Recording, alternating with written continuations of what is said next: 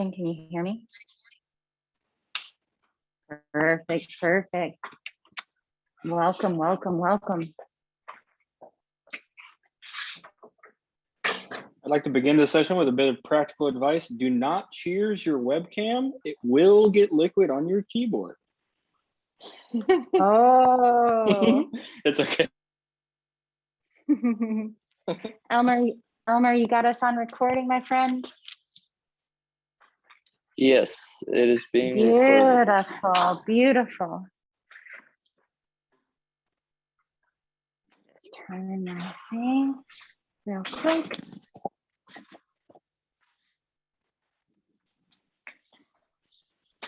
Welcome, Kenneth. Welcome. Welcome, Steve and Chris Gambino. Hey, I know that. I think we know each other. All right. We got Kyanah coming in. Beautiful, beautiful, beautiful.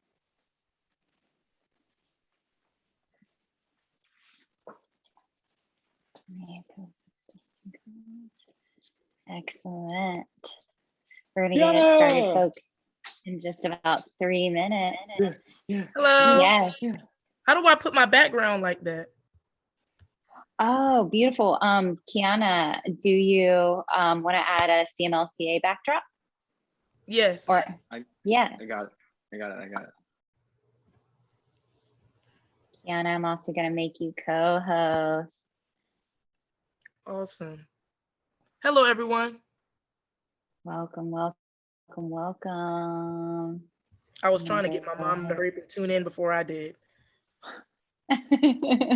Yeah, we can invite folks. If anybody wants to go live real quick, feel free. I am going to actually do that too.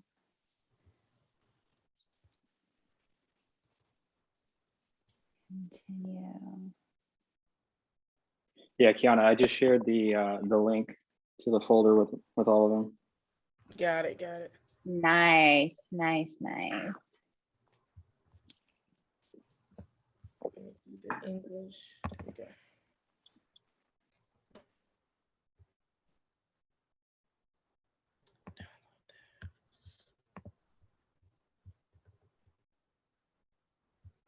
Almost there.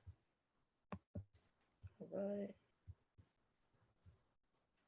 We're And gonna get started. We got some folks coming in. how do I add the picture? Oh yeah. There's a little plus icon next to in the middle of the background screen. Click add image. Is it a plus or is it a pen? Yeah, it's a plus. I think so, Kyanah, for you, if this is your first time adding this backdrop as a download, then if you have the little Zoom, do you have a desktop? Are you on a Mac or PC? I'm on a Chromebook. Chromebook? Okay, yeah. Do you have Zoom downloaded as desktop version, or are you coming to us from the cloud? Usually I already have Zoom downloaded on here. Usually it lets me use my background. I guess I just couldn't figure it out. It's no biggie. Yeah, you could also, on your video, if you press the up caret to the right of stop video, and then if you press video settings. Okay. Video settings, got it. And then you're going to go to backgrounds and filters. Yeah. I guess I could do that. I don't know why it didn't work. I went to my little video, and then I went to video settings, and then all I see is video, audio, accessibility, statistics, and about. So I might be on the desktop version, but it's okay. The background is fine. Yeah, I like getting to see. And you're coming to us from Greensboro today? I'm actually coming to you guys from Raleigh. Oh, coming to us from Raleigh, North Carolina today. Wonderful, Kyanah. Love that. All right, I'm gonna go ahead and spotlight. Let's get our folks going here. All right, team. Well, if y'all are comfortable, we can go ahead and get started. Would that be all right? Yes, we can. Oh, All right. Well, I would like to welcome everyone officially to this phenomenal salon session.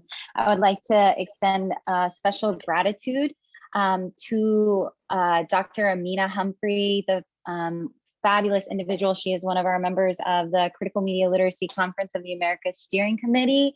And so I want to thank her publicly for bringing to us the salon space, which comes to us from the history of the Harlem Renaissance. So sincere gratitude to Dr. Amina Humphrey for this. And I would also like to thank Kyanah Hughes and Justin Brown for bringing us their wisdom, their art, and for creating this space for us today as well. And so I also want to thank and offer gratitude to all of our participants here as well today joining in this space.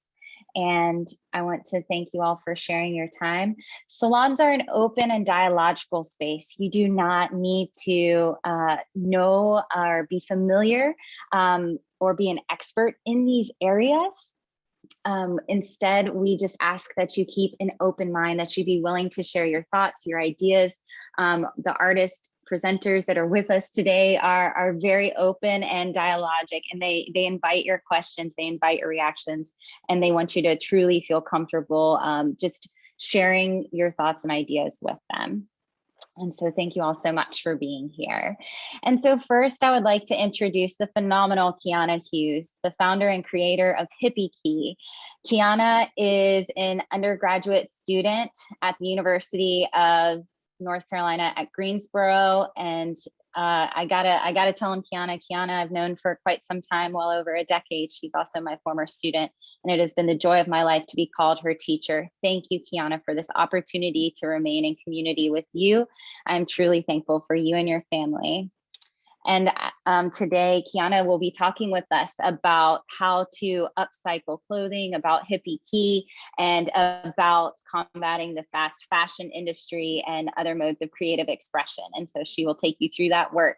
We also have Justin Brown with us, who is a member of our Critical Media Literacy Conference of the Americas. You may have seen Justin's beautiful designs circulating. I want to publicly thank Justin for all of his work on this conference and for bringing the beauty and truth and into fruition, really a creative expression of what we hope the Critical Media Literacy Conference of the Americas can be. And I think we've seen that come to light. So thank you so much for your hard work. Justin Brown is also the creator and founder of JCMD Made. All of these resources and the industries and companies that both of these artists have formed, they will be sharing that work with you, and we'll be dropping links into the chat, as will I. Justin is also a student, an undergraduate student, and is also an aspiring human rights lawyer. And so we'll be talking with us today about photography and the beauty that we are all creatives. We can and we are indeed capable of creative expression. And he will be talking with us about that through photography in everyday life. So I will be turning it over to these artists right now. And Kyanah, would you like to begin, or Justin, would you like to begin? I know y'all have been chatting.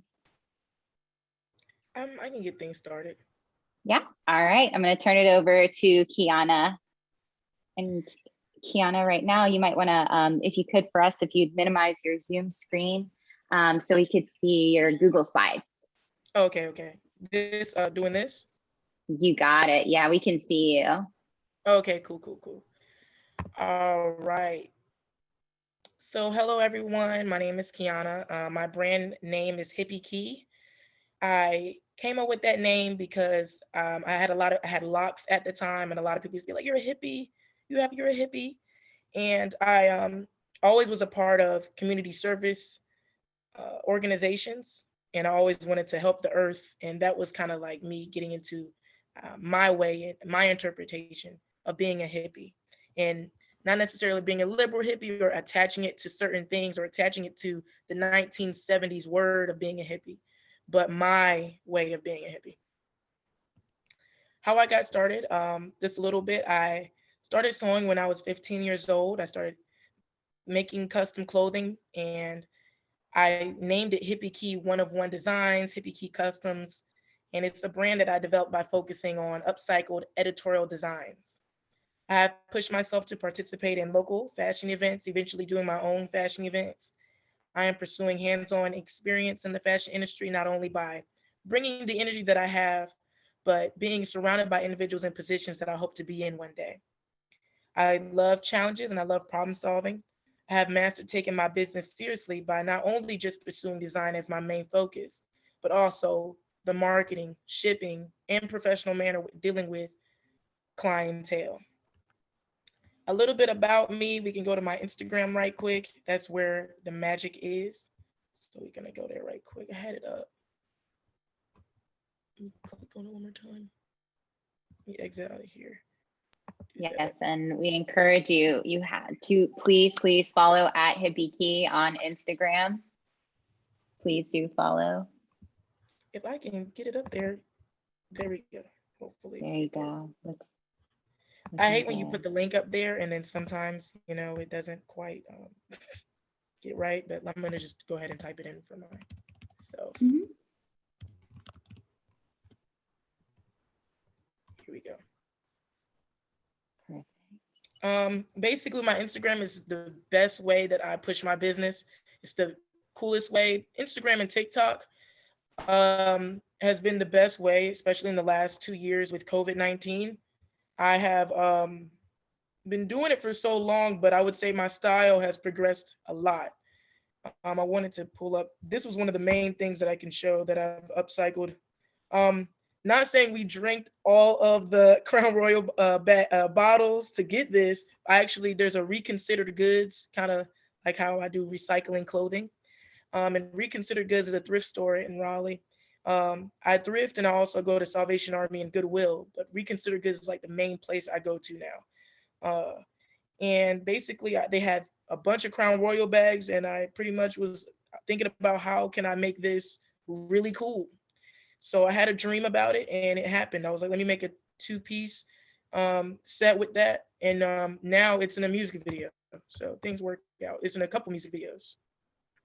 That's my main push is trying to get my garments on rappers, singers, people who do fashion shows, people who do editorial photo shoots with major photographers. We're trying to take it to that level.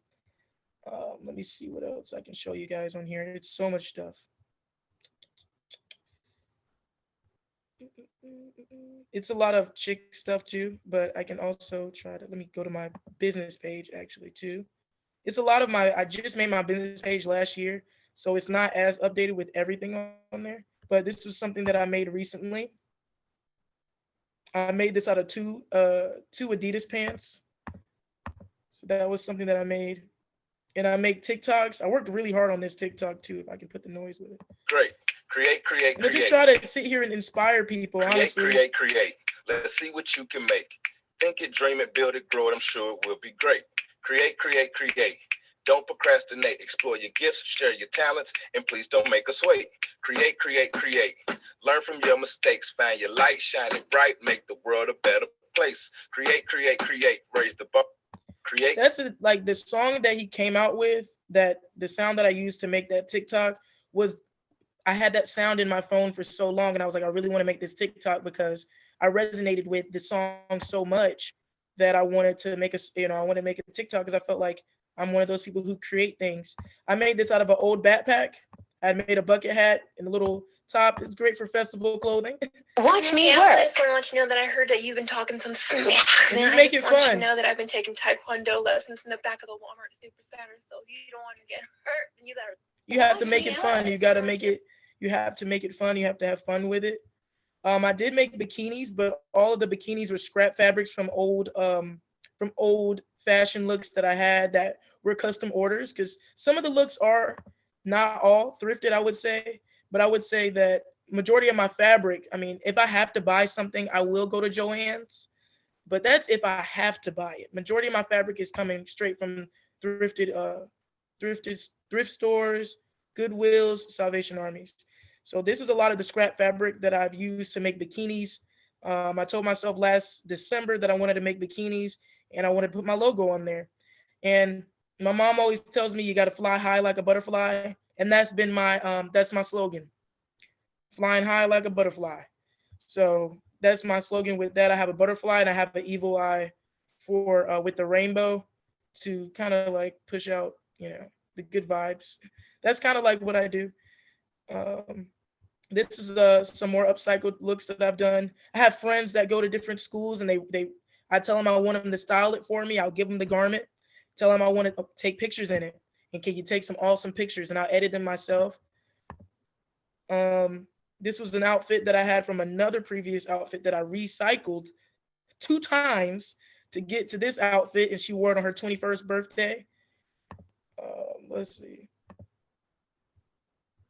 It's a little out there because I do make some out there clothing, but this was actually a polo shirt, and I cut it up and made it into a 2-piece, and we did a whole video shoot, camera shoot, and everything on the train tracks in downtown Raleigh.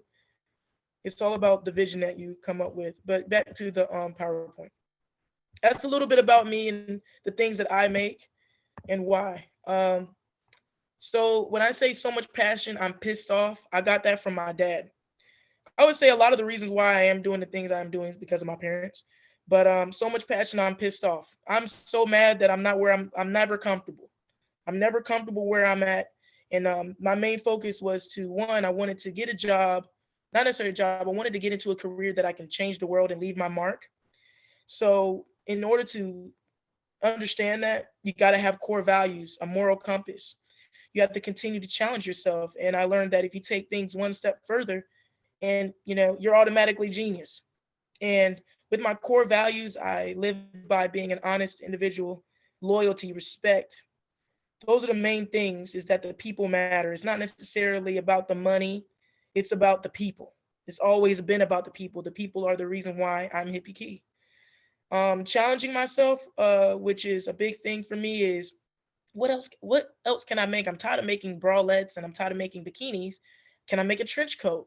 Can I make a trench coat out of 100% recycled clothing? And imagine doing that, and I can sell it to somebody, and someone has a one-of-a-kind clothing. It didn't take some child labor to make the garment, and it just took my design, my process, and me. It only took one person to do that. And this goes into talking about fast fashion, which is like my biggest hater. Fast fashion is the reason why I do upcycled fashion. Fast fashion is growing well, according to Good On You. It's growing well, fast. The most successful fast fashion brands are using influencers and other ploys to push their trend-driven items with really extremely low prices while producing new clothing collections every 2 weeks. So imagine you go to, how we go to Forever 21 and you go there and it's it's the same clothing and it's like they're on sometimes you can go to H&M or Forever 21, it's clothing on the ground because people haven't wanted, one is damaged and they've made it too much and people haven't wanting to buy it. I remember being in high school and my mom would buy a shirt from H&M. That's why I told her to stop shopping at H&M. Because I was like, I'm going to the thrift stores 100% now. And I used to flex that I wear my outfit costs $2 and I can rock it better than the H&M outfit. And that was like my biggest come up. Like that's what made me so proud of myself. I was wearing an H&M shirt and I had my friend girl and she was wearing the same shirt as me. And I felt some type of way about it. I was like, I know I did not think this was like a one-of-a-kind outfit because it really wasn't. And it was made a bunch of times and I saw it on Instagram too many times. So I stopped shopping at retail. So like I said, I'm saying it's great for those large corporations to make a bunch of money. However, what about the one-of-a-kind clothing that has a story to tell without it ruining the earth or child labor? Simple as that. I don't want to get my clothes really made overseas. That's one big thing that I've kind of like been wanting to implement is like, how can I get a group of people in the United States that want to help me do this? I don't want to go source things in different countries if they're using child labor or they're only paying their workers, pennies. I wouldn't want to do that. My design process, I actively watch reworked fashion videos since this is my passion. Like some people, they like buying boats and getting on yachts and stuff. So they watch a bunch of boat videos. I watch a bunch of reworked fashion videos to keep my mind working all the time. I'm working every day, all the time. My sewing machine is right next to me. I create sketches. I dream about my designs. I would have put dream at the beginning because that's my main thing. Like I'll go to the thrift store, find a fabric or find a blanket or anything, something, curtains. It could be anything. And I'll look at it and I'll dream about it all night and be like, man, I wonder what I could make, because I'm not trying to make anything mediocre. That's the biggest thing. I don't want to be a mediocre designer. That's why we do upcycled fashion. I get generational inspiration mainly because I feel like I'm an old soul. That's what my mom and dad tell me all the time. I love listening to old school jams, and I think about myself like during the 80s and the 70s. Like I feel like I'm supposed to have a big afro. So a lot of my designs mimic that. I make a lot of bell bottoms, and I just get inspired by a lot of old school stuff. That's my main thing. It's a 2 to 4 week process for my products to be completed. It's not like I'm Ross, where you can just go in there and you can buy it. It takes 2 to 4 weeks, and it's a custom look that me and my client are really talking about. I actually recently had a client send me a I can show you guys actually. I just got tagged in it. A client that sent me a jersey outfit, and with the jersey, she got it from Dick's Sporting Goods. She shipped it out to me. She lives in Virginia. She shipped it out to me, and then I need to be clicking this video. I don't know why my friend tagged me in that video. But this is it right here. I made this. I think I can, hopefully I can, I don't know if I can, maybe I can try to zoom in that a little bit better. I don't know if you can see that. It was a jersey. I wish her pose was a little bit better, but it's okay. We're here for the custom look and just to get our name out there. She sent me a jersey, so I cut it up and I made it a 2-piece. She's turning 23. We always say us young people, we say this is our Jordan year. When we turn 23, so she wanted a jersey outfit with her with 23 everywhere. So I made it happen. I cut it up, and we had some inspirational pictures, but it paid off because boom, I got tagged right there. They see that's my name, Hippie Key, the upcycle designer. That's the whole point, is just to get your name out there. Also it doesn't cost a thing to save your art. So I coined the term artware for my original designs, considering I didn't have to pay for many materials to express myself. I have gotten donations from family and friends. I always have a friend. Oh my God, y'all understand. It's annoying because I'm considered a hoarder. I am considered a hoarder. I have mountains of fabric, mountains of clothing. It's so many things. Anytime there's a party, like I don't even shop at the mall anymore because I make too much stuff. Like I make basic stuff for myself too, you know? So I don't, like as one person, I feel like I'm 100% capable of not having to shop at main, stores. Even this jacket right here was thrifted. Like my Adidas jacket, I didn't buy it from Adidas originally. This was almost free. And I haven't stopped. Like I said, as I got after school job in high school, boom, that was like when I started getting my money, I started going to the thrift stores, and that's where all my money went, was going to the thrift stores and having an abundance of clothing and reworked clothing. Like even the friends, the people that I hang around, we trade clothing, like we thrift, we just talk about it. That's our passion. It's like, we just love switching things up and doing new things. Like having those people around you who want to change the world. I'm going to mute this because I don't know if it's going to copyright or anything. But here's my last fashion show I did. I don't want to play the music because it's a little vulgar, but here's the music. Here's the thing. I did get somebody's music that I knew from Greensboro. I'm not getting mainstream music. Anybody who comes around me, I'm supporting them. So it's like I recycled a song that no one's ever heard before, and I'm putting it in my music video.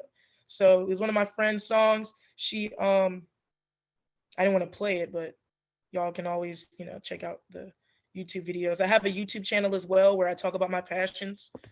I talk about being creative and wearing your brand every day, because if you don't wear your brand every day, then you're not going to be taken seriously. And if you don't talk about your brand and you don't talk about your passions, no one's going to take you seriously. So, yeah, that's what I got here. I can show you guys my portfolio right quick, just from some more designs without my main designs that I personally actually really put in a video, because why not? Maybe I can put it full screen. Hope you guys can see it. I put it in a full screen. Hope so. Looks great. Yes, I have my butterfly logo. Whenever I'm supposed to be applying to internships and stuff. So whenever I can send this video off. Okay, here we go. it's a flip book. So I actually made this design twice. I have a loyal customer. He's a loyal customer. I started designing for him back when I was 19. I met him in Greensboro. Here's all my bikinis that I've made. I've known Amber. That's actually Miss Thomas's daughter. This is just my portfolio. I've done vendor shots. I made that outfit, actually. I can show you guys. I made this outfit on the left. I'm circling it with my mouse. This outfit, I did this fashion show back in 2018. I made these two looks out of a shower curtain my grandma gave me. It's amazing. That was really fire, and I sold both of them.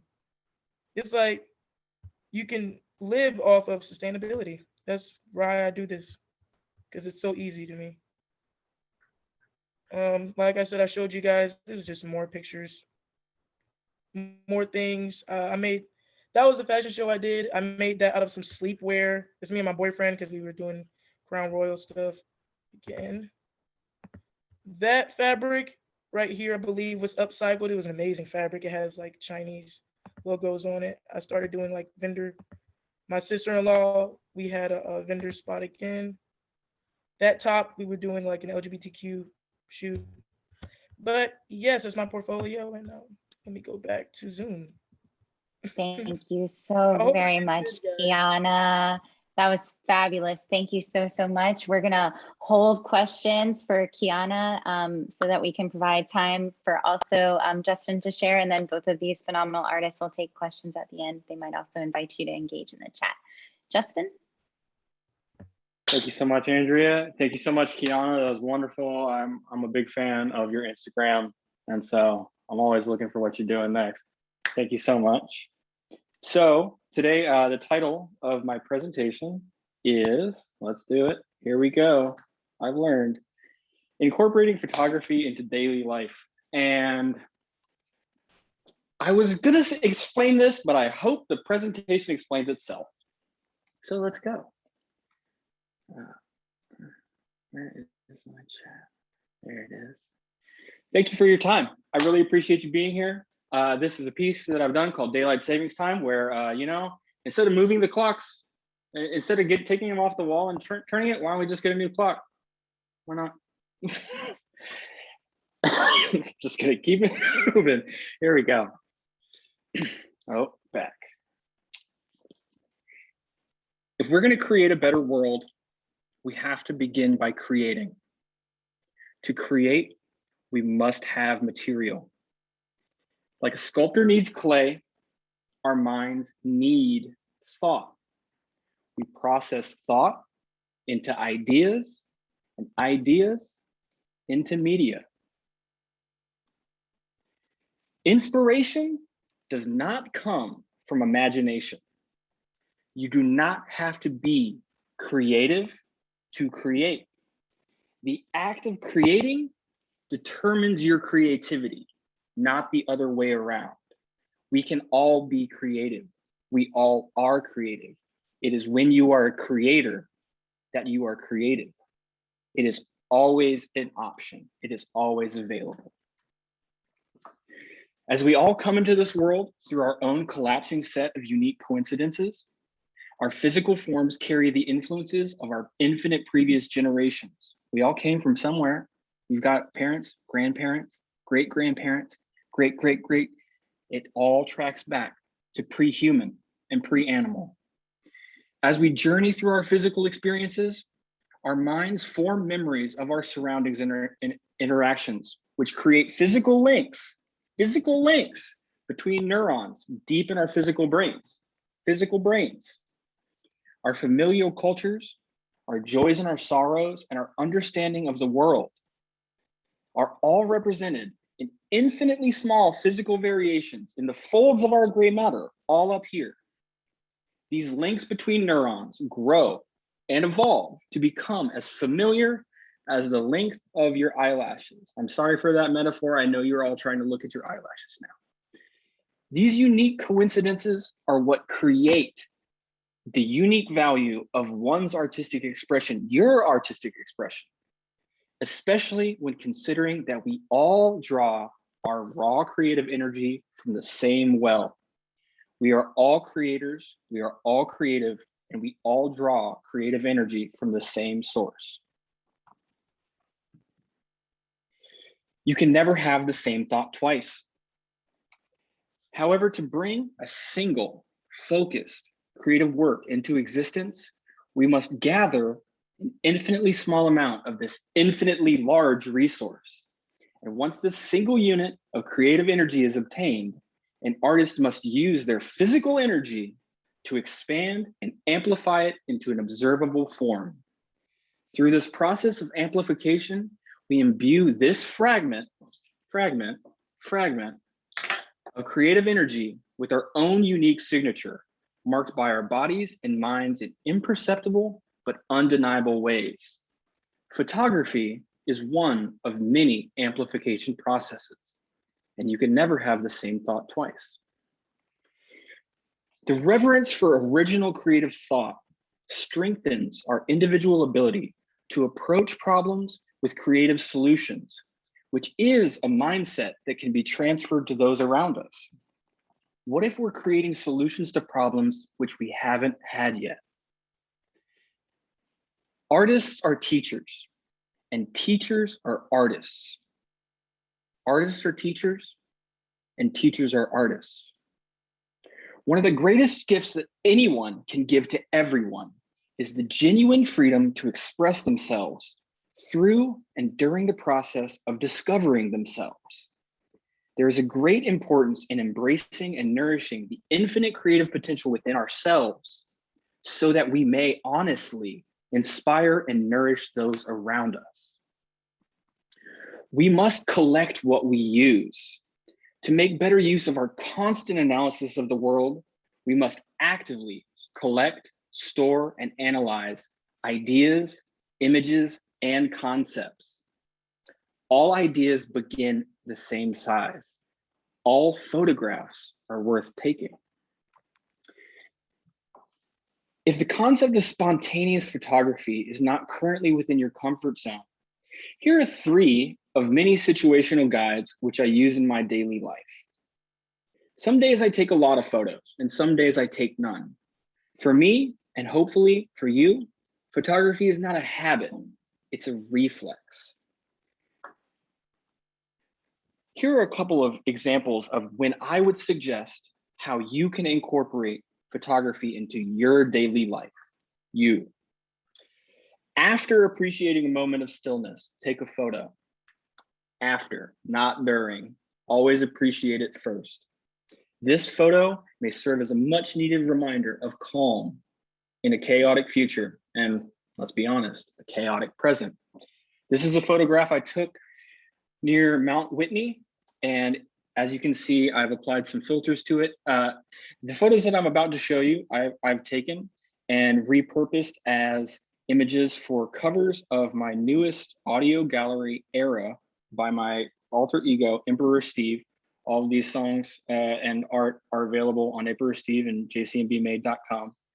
But you know, since this is a critical media literacy conference, I want to point out how different an image can be molded and shaped into the idea that you want to convey. This is about collecting materials. I took this photo at 6 o'clock at night when the sun was going down. I have changed it, I've added filters, I added a gradient, and then added the word twilight, and suddenly, even though it's the same photo, it conveys a different message.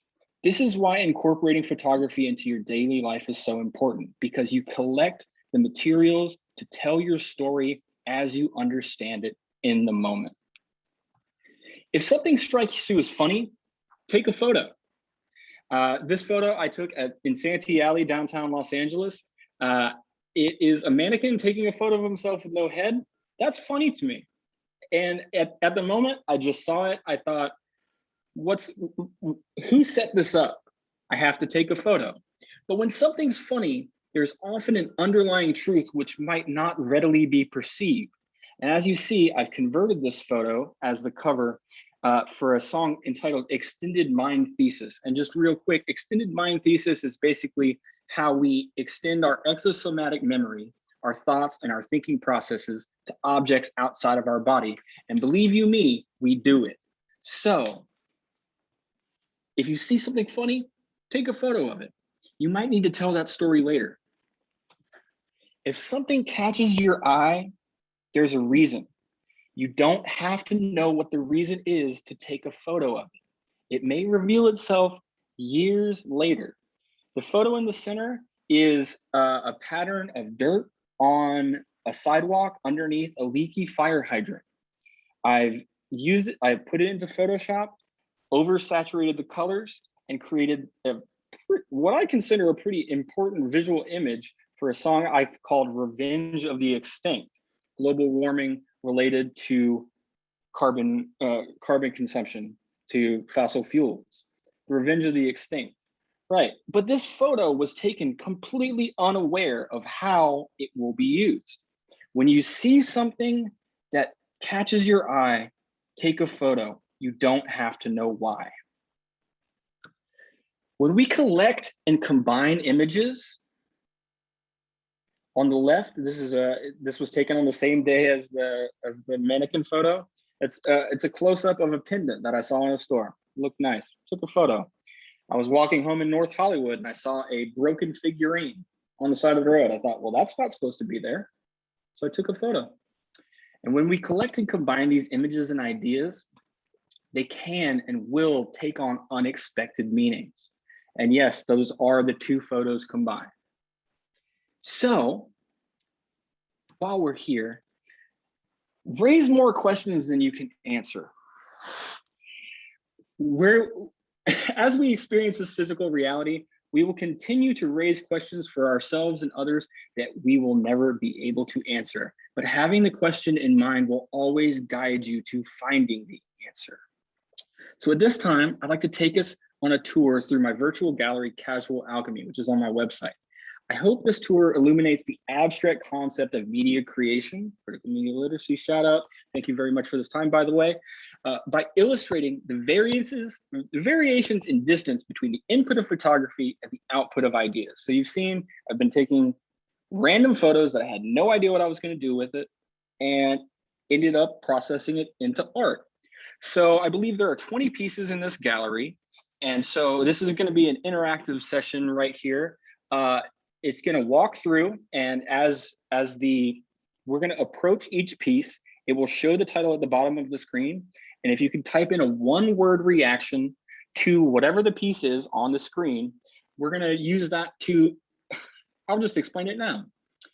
It's going to show that these original photos, which I took with no intention of creating art with, I had no clue.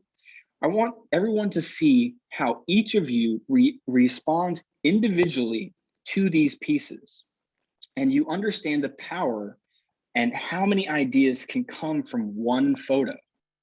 Just one photo. You don't even have to know why you took it. But 3 years from now, that photo might end up in a Zoom chat and you're explaining to people why they should take photos. So we're going to go to here we go. So we're entering a virtual gallery. This is on artsteps.com. It's a free service to create 3D virtual galleries. Are recommended for everyone, especially students, art, anybody. It's a great way to organize art and show people around. So I'm going to click play. We're going to walk through it. This is going to take a second. When you see the piece, just drop one word into chat how you respond to the piece on the screen. So I'll walk through. This is a piece called Princess. As you can see, we start with the original photos on the left and the combined photo on the right. There's a little poem down there. Should have read that. Too late. The Meteor, a photograph of power lines on a sunset sky. The meteor represents the meteor that killed the dinosaurs. Scales. I was cooking dinner at my brother's house and I saw a beautiful salmon. I took a photo of it. This is the piece that came. Justin, Yes? would you like us to drop into chat while you show your piece? Yeah, that would be great. I'll walk us through it a little bit slower. So Okay. You're doing yeah. great. Thank you. So this is the ceiling eye. This was taken in the airport in Houston. You can see the photo here on the right and what it has become. So you can drop your one word in the chat. We're going to go to the next. This is going to move pretty quick. Next, city. This is a photo taken from the highway of San Francisco. What does it make you think? Drop your word in the chat. Here we go. Next. Ridge. A photo of a mountain range taken from a plane. You can see the photo on the left. Drop your word in the chat. Next, bridge. A photo of the Bay Bridge. And you know, I'm gonna throw my own idea out here. I really think, to me, this represents the walk between death, life, and death. You know, sure. Moving on. Flowers edges. Drop your word in the chat.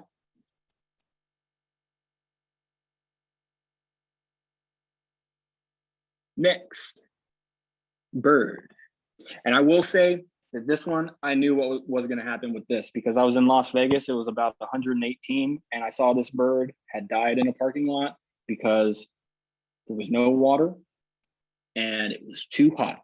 This bird died because of global warming, and in my way, this honors its memory. Next, road. A winding road taken from a plane. All these photos were taken from the same plane ride, by the way. So you never know when a spontaneous burst of creativity can result in a large body of work. So you drop your word in the chat. Next, brass. A photo taken of a whiskey still. You can see the photo on the left. Next, we have onion. We see onion. I see onions every day, and it never fails to impress me when I cut it in rings like that, what's going on inside. The way that reality forms itself around us is worth paying attention to and celebrating. And that is what I do through photography. And I encourage you to do so as well. When you really integrate photography into your daily life, it causes you to seek out things to appreciate, which is a good way to be, I think. Next, sky melt. This is actually 3 photos put together. And let's drop your word in the chat for that.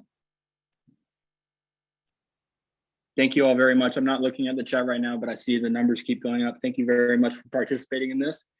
It was a roll of the dice. Here we go. Moving on. Oh, upstairs, didn't see that coming. Leaves. And let's see the original photo. This gallery is also available on my website, jcmdmade.com. Next, roses. The photo on the left, the piece on the right. And we're going to come back to that. Next, wood. A photo of a desk. It just looked nice. And now it's this piece of art. Mountains. Again, taken on the same plane ride. Let's go back downstairs, shall we? Oh, I'm missing stump. I'm just going to keep it moving. We also have clouds. You can drop your word in the chat. And we're going to keep going.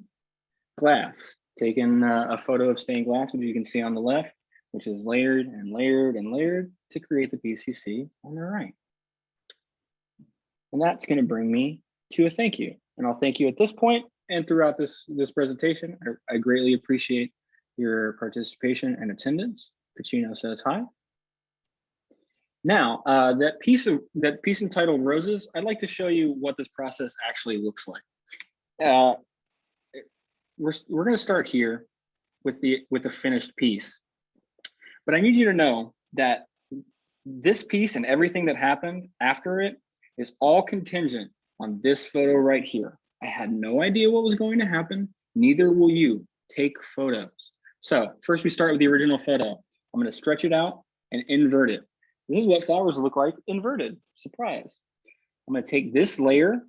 I'm going to shrink it and delete some of using the magic eraser in Photoshop to create a pattern. I'm going to clone that out and create a pattern using the same image with some of it deleted. I'm going to layer this layer 2 on top of layer 1. Those are the first 2 layers combined. Next, to create layer 3, I'm going to re-invert it back to the original color palette, but with those pieces still missing from the magic eraser. Then I'm going to combine layers 1, 2, and 3. For the final layer, I'm going to use the Find Edges tool in Photoshop. That adds a detail. I use it a lot. It's great. And here's our final piece as made on the digital. I do also sell prints of this, plug. But because I posted this on my Instagram, a friend of mine, Horatio, who is a boxer, told me he wanted some boxing gloves. So I had a conversation, and the reason that he picked this was because he had purchased mint green ankle weights. So I got some boxing gloves made for him. Remember, this is all a product of a photo I took. No idea. These processes can and will happen to you if you incorporate photography into your daily life. I'm telling you, it's true. So we have these finished boxing gloves that are, remember, this is all coming from this one photo. None of this would have been possible if I didn't take the time to snap one photo of some roses. We've got all that put together. And because I created a piece of art, I also created a certificate of authenticity, just go all the way extra with it, included that in the box. And I shipped that out. I also used carbon neutral shipping, which I recommend, Sindel.com. If you're shipping stuff, it's carbon neutral. So there's my final product, Fistful of Roses by Justin C. Brown on jcmbmade.com. So we're gonna come back here. And I think I've completed my task, which is raising more questions than I can answer. Thank you, Justin. You can see these galleries and more at jcmbmade.com. This is a photo of my Zodiac Weighing Gallery, which is actually paintings.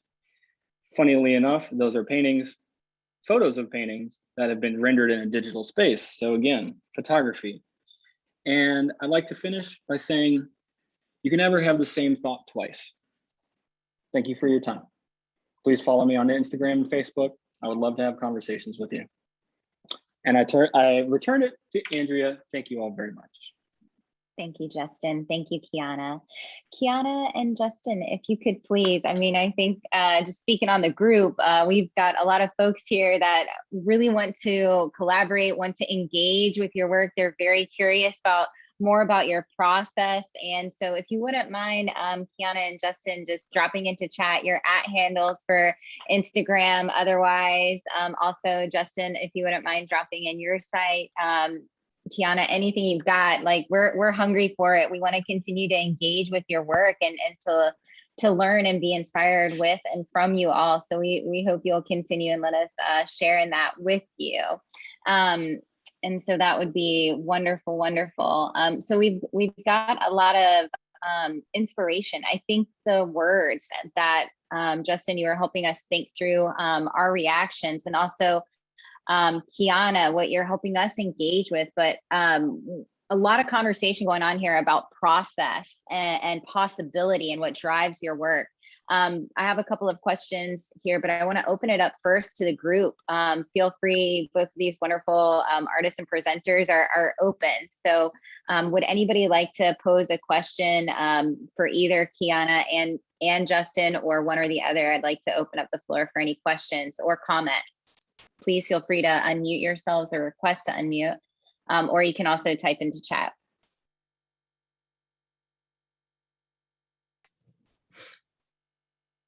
Yes, thank you so much for that. First of all, unfortunately, I missed your segment, Kyanah, because I was hanging out in one of the other sessions trying to catch the front end of it.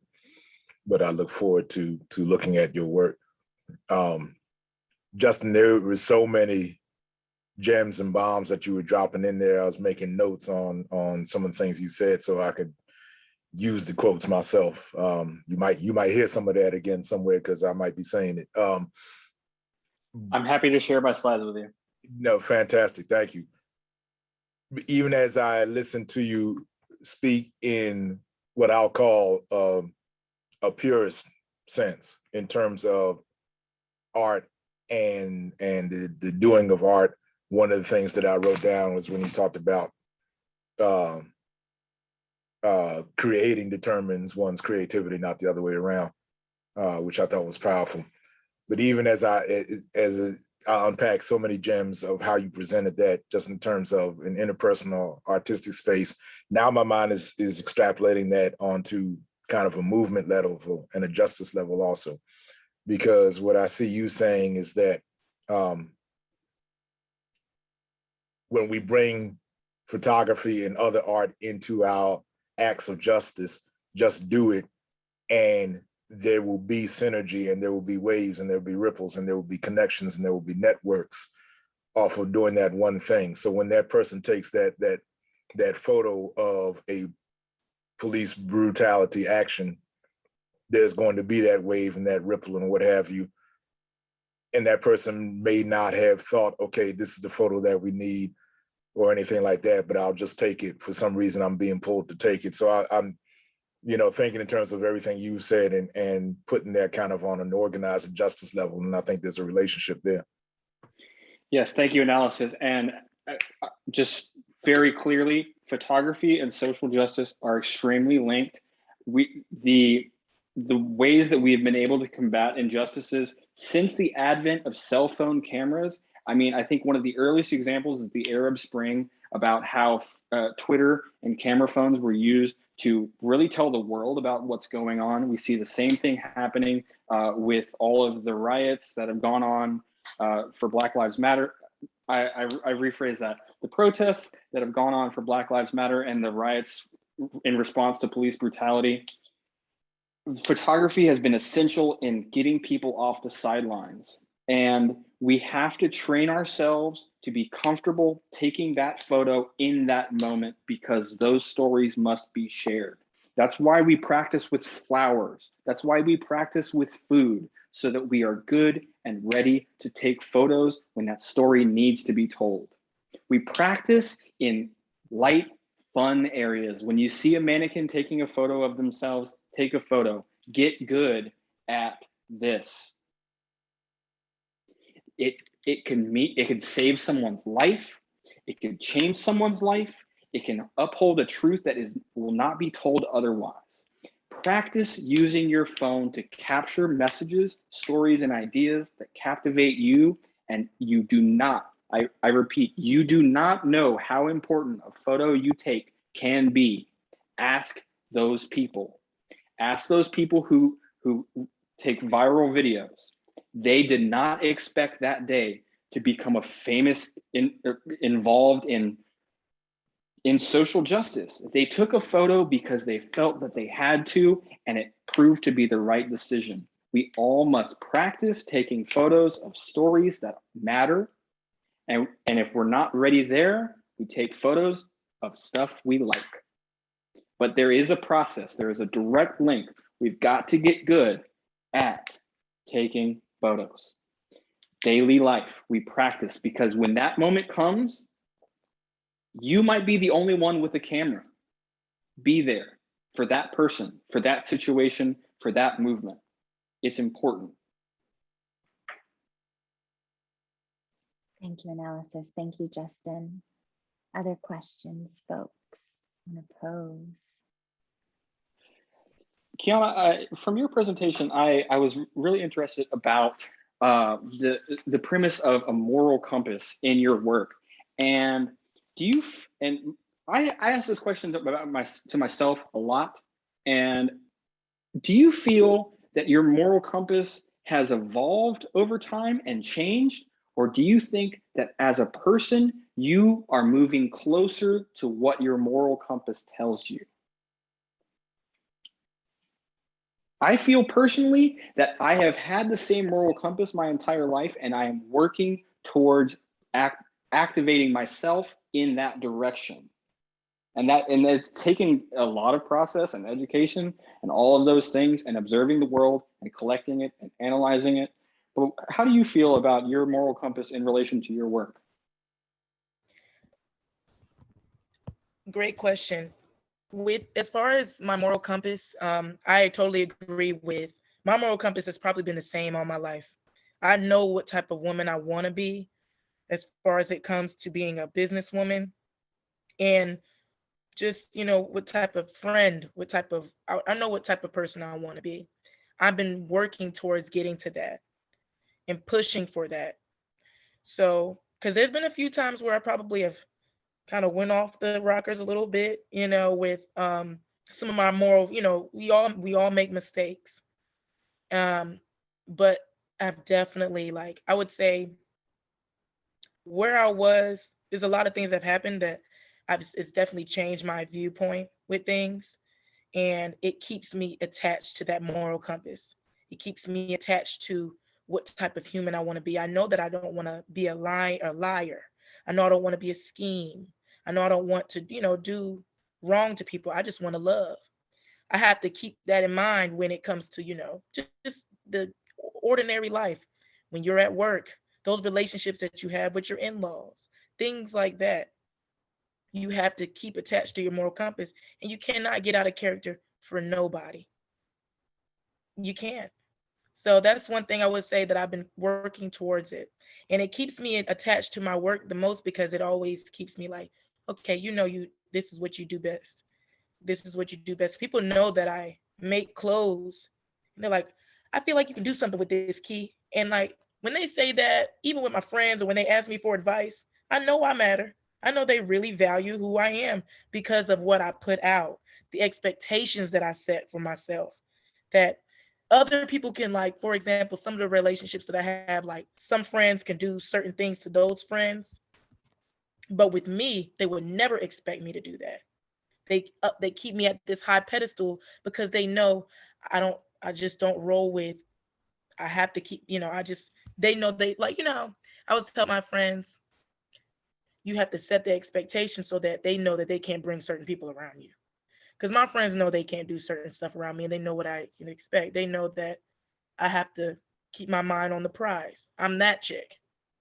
So they know they can't just, I have to stick with, that's just who I am. I'm the preacher, I guess, of the friend group. But I would say that I'm the one who tries to stick to doing the right things and, Yeah, and I think that there are certain components of your business model.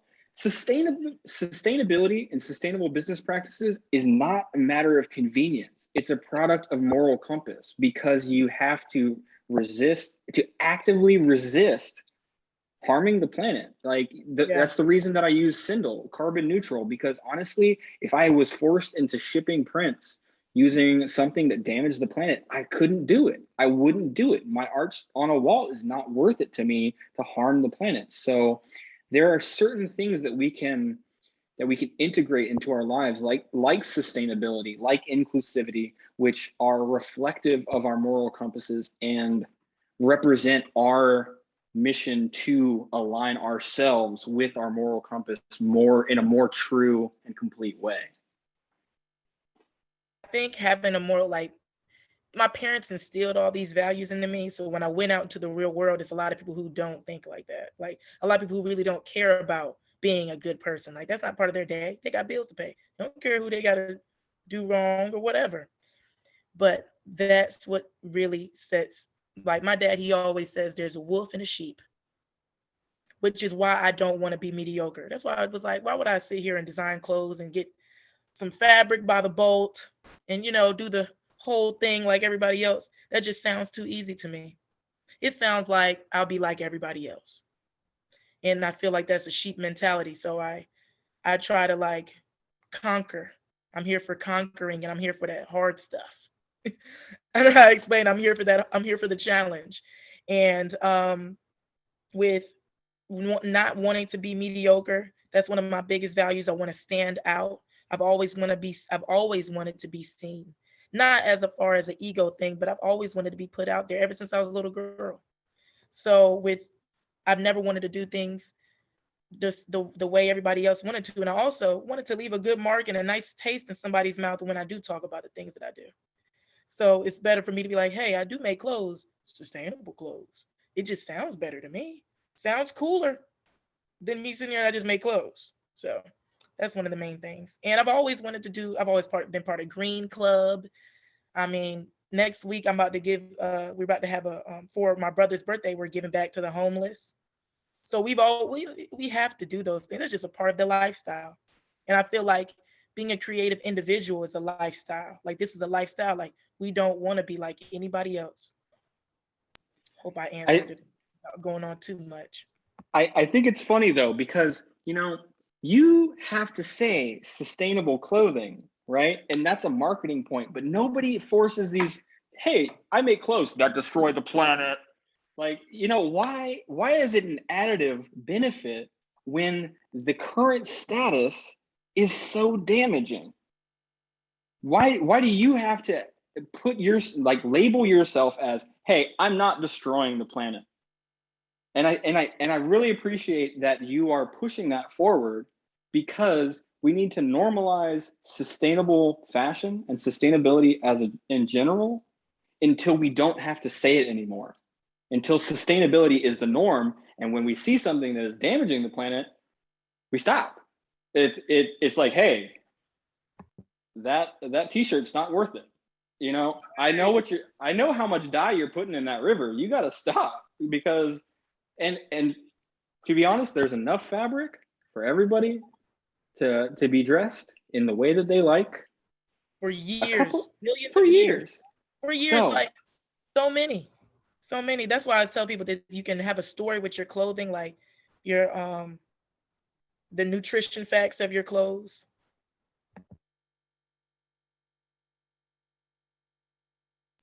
If it came with a label, if that was required, let's write that up. If you had to put on the label how much waste was created to make it, zero waste, I'd buy it. You're muted. Yeah, you're muted.